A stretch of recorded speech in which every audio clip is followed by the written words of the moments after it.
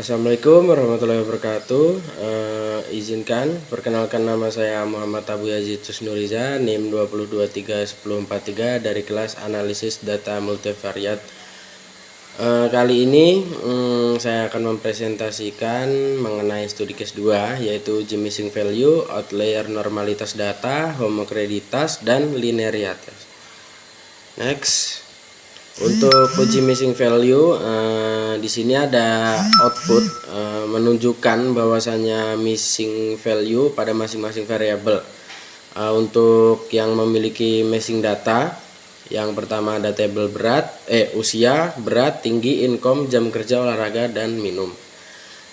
Yang pertama, usia terdapat 9 missing value, 12% dari total data. Yang kedua ada berat, terdapat 6 missing value, yaitu 8% dari total data, serta tinggi terdapat 4 missing value, 5,3% dari total data. Income terdapat 4 missing value, 5,3 dari total data. Dan juga adapun jam kerja terdapat 2 missing value, yaitu 2,7 dari total data. Sama dengan olahraga terdapat 2 missing value dengan persentase yang sama juga. Untuk minum tidak ada missing value pada variabel tersebut. Next, untuk kali ini adapun tabel EM estimated statistik. Dari tabel EM statistik estimate statistik terlihat jika nilai rata-rata setiap variabel sudah ditampilkan. Contoh dari usia 30, 24 tahun, serta berat ada pun 54 dan juga 92 kg. Tinggi 160 dan juga 13 cm. Income 620,42, jam kerja 5,26, olahraga 3,04. Untuk hasil uji Little M Square menunjukkan nilai sig yaitu 0,859, artinya lebih kecil dari lebih besar dari 0,05, artinya data hilang bersifat acak atau missing completely at random. Jadi data aman untuk dianalisis lebih lanjut dikarenakan tidak ada pola khusus pada data yang hilang. Lalu di sini ada result variable. Secara keseluruhan proses pergantian nilai yang hilang dilakukan dengan pendekatan rata-rata sederhana, yaitu semean, di mana nilai yang hilang pada setiap variabel digantikan dengan rata-rata dari nilai yang tidak hilang. Untuk variabel tersebut, hasilnya menunjukkan bahwa semua variabel kini memiliki 75 kasus valid setelah penggantian nilai yang hilang. Next, yaitu uji outlier. Untuk uji outlier ini adalah metode statistik untuk mengidentifikasi dan mendeteksi nilai data yang sangat berbeda dari sebagian besar data lainnya dalam sebuah kumpulan data, yang dapat mengganggu akurasi analisis dan menyebabkan hasil yang bias. Untuk tujuannya itu sendiri adalah untuk menentukan apakah nilai-nilai ekstrim tersebut merupakan variasi alami, kesalahan pengukuran, atau anomali yang perlu diselidiki lebih lanjut dan mungkin akan dihilangkan untuk meningkatkan kualitas dan keandalan data. Next, ada uji Z. Di sini ada tabel deskriptif statistik. Berdasarkan data dari 75 responden diperoleh analisis sebagai berikut. Untuk aspek usia responden berkisaran antara 20 sampai 45 tahun dengan rata-rata sekitar 30,4 tahun.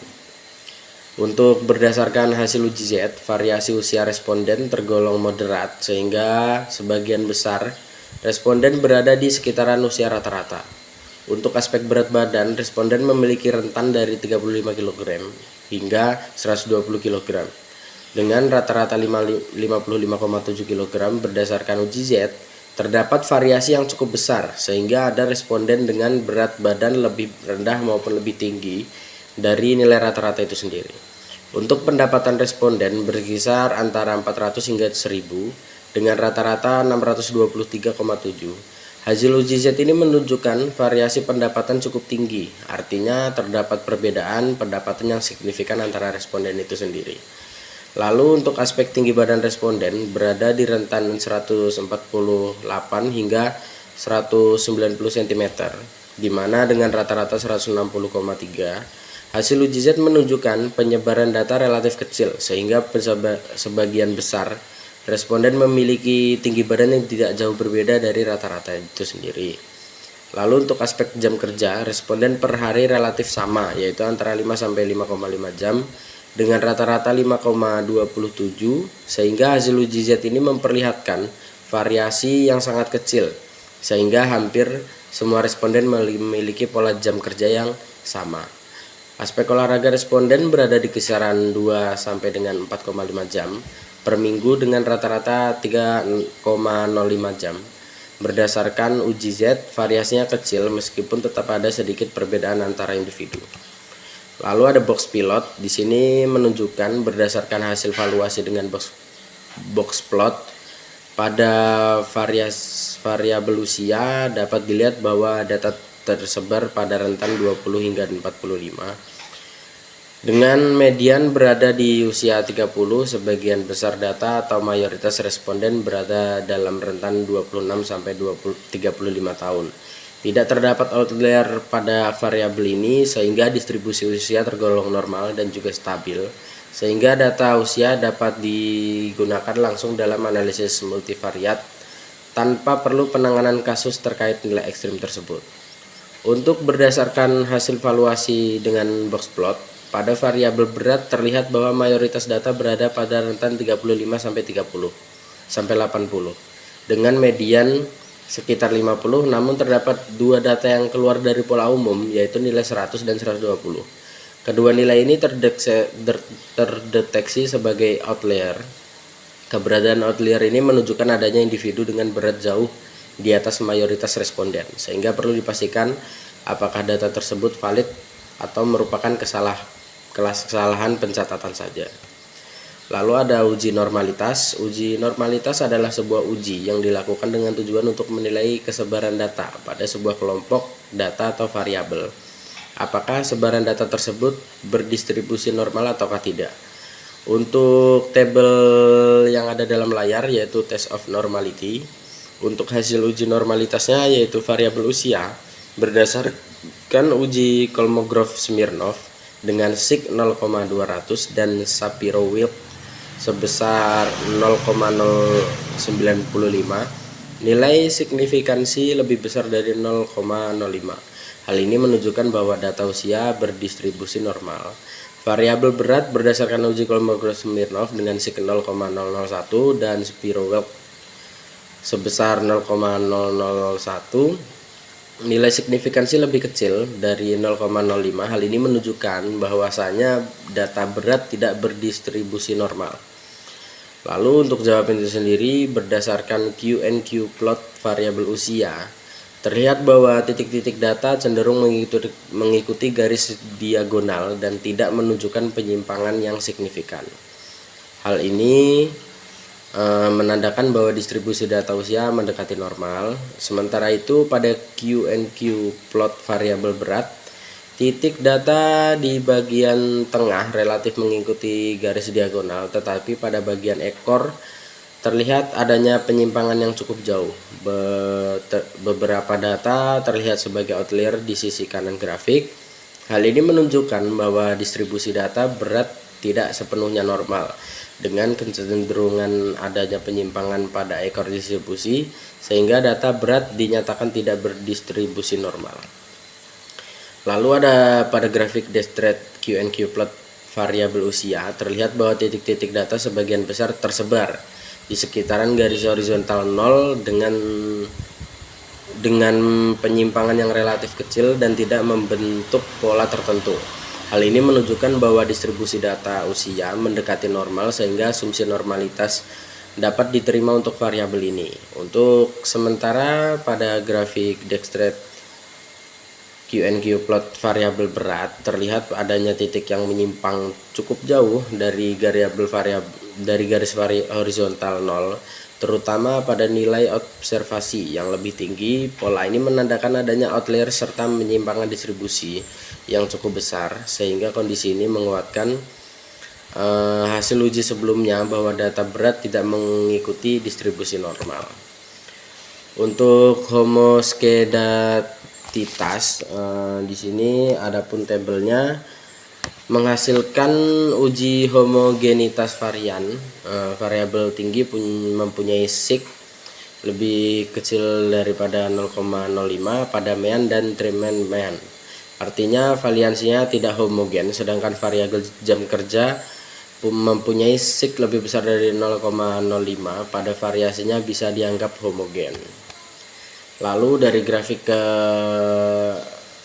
kelihatan jika kesebaran data tinggi berdasarkan minum belum merata atau slope-nya masih besar 62,403, artinya data homogen. Jadi varian antar kelompok ini masih berbeda. Supaya analisis lebih valid, data ini sebaliknya ditransformasi terlebih dahulu, misalnya log atau square, agar variasinya lebih stabil. Lalu dari grafik tersebut terlihat bahwasanya sebaran data jam kerja berdasarkan minum belum merata atau slope-nya masih besar 154,149. Artinya data homogen tersebut jadi varian antar kelompok masih berbeda. Agar analisis lebih valid, data ini sebaiknya ditransformasi terlebih dahulu agar variansinya lebih stabil. Untuk dilihat dari grafik sebaran usia dan juga olahraga, pola titiknya cenderung naik seiring bertambahnya usia, jadi dapat dibilang ada kecenderungan hubungan linear positif walaupun tidak rapi sempurna. Untuk data karyawan terlihat di sini ada nomor, gender, bidang kerja, status pernikahan, jumlah anak, tingkat pendidikan, usia, masa kerja, dan juga gaji per bulan.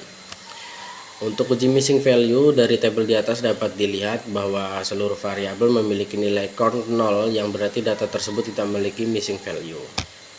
Lalu ada pun uji outlier. Berdasarkan uji outlier dapat dilihat variabel lama kerja karyawan terdapat 2 outlier pada baris ke-22 dan juga ke-39. Lalu untuk berdasarkan hasil uji outlier terdapat dari variabel jumlah anak terdapat outlier, yaitu pada garis ke-10, 43, 45, 46, dan juga 50. Berikutnya, adapun dilihat dari variabel usia karyawan tidak dapat outlier yang signifikan. Berdasarkan hasil uji outlier dapat dilihat variabel gaji karyawan terdapat 1 outlier, yaitu pada garis ke-22. Berikutnya adapun uji normalitas menggunakan Kolmogorov-Smirnov. Nilai N70 menunjukkan bahwa variabel jumlah anak, usia karyawan, dan lama kerja tidak berdistribusi normal. Sementara itu variabel gaji karyawan berdistribusi normal. Lalu ada uji homoskedantisitas menunjukkan bahwasanya variabel usia karyawan dan lama kerja karyawan mempunyai sig lebih besar daripada 0,05, artinya variansinya homogen dengan nilai sama. Untuk variabel karyawan per bulan mempunyai fig lebih kecil daripada 0,05, jadi variasinya tidak homogen atau berbeda antar kelompok. Lalu ada uji linearitas dari scatter plot. Terlihat jika semakin lama masa kerja karyawan, gaji per bulannya cenderung ikut naik. Titik-titik data juga menunjukkan pola yang lumayan searah, sehingga hubungan antara lama kerja dengan gaji bisa dibilang linear.